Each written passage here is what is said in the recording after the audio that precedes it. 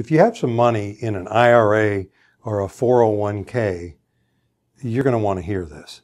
Now, what we're talking about today are IRAs, required minimum distributions. There's just been some changes that have just happened due to the Secure Act, and the acronym RMD is just an abbreviation for required minimum distribution. And what this really means is when you get up there into your 70s, if you haven't taken money out of your IRA or you already have, either way, you're going to have to take a minimum amount each year for the rest of your life. And a lot of folks just wait until they get there, to whether it was 70 and a half or 72, to really learn about this and learn what the amounts are. And they come to somebody like me, we calculate it and we tell them how much there is for this year, and they take just the minimum. And so what they come to realize after a period of time is you're on the government's plan for distribution. And my presumption and what I'm of this video is I think you need a plan for distribution for your IRA or 401k. So in other words, you've got this hunk of money that you've accumulated. You haven't paid tax on it yet, and it's there, and it's all you got for retirement, and it is going to pay you for the rest of your life, and it's going to be what you're going to live off of.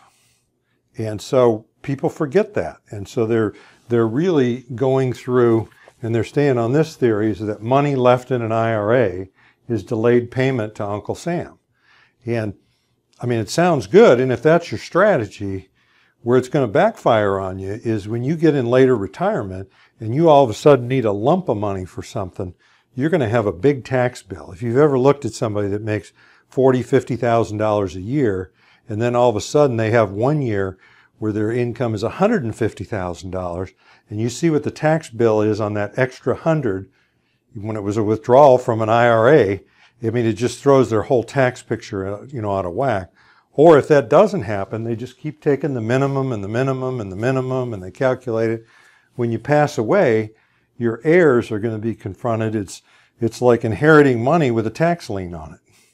And especially if you want to get at it all at once, your children, if they're your heirs, your adult children now, they're going to receive this money and they're going to probably have a need for it.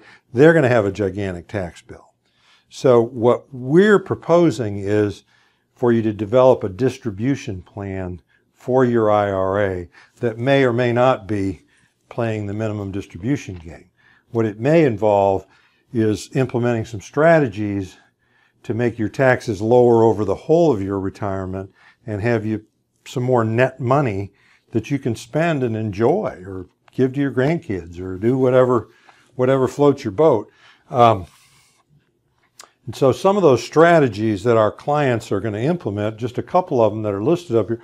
One is a Roth IRA conversion. And what that means is that with a Roth IRA, you've already paid the tax. So if you're going to convert a traditional IRA to a Roth, you're going to have to pay the taxes now instead of later. That doesn't sound very good. It's the reverse of this theory. But when you look at tax rates now, and when you spread this over a number of years, what the result is we now have a tax-free account that grows tax-free, and we can make withdrawals in later retirement tax-free, and we have no RMDs, which is what this video is about. So that's one strategy, is a Roth conversion. Another strategy that people use is they purchase life insurance, cash value life insurance.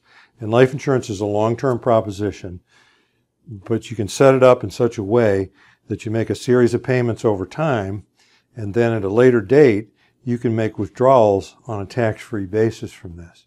So if we set up streams of tax-free income for you, or we put together a strategy, then what happens with that is then your Social Security check, which is usually taxable, it can be tax-free or very low tax because you don't have all this other income that you're living off of on your tax return.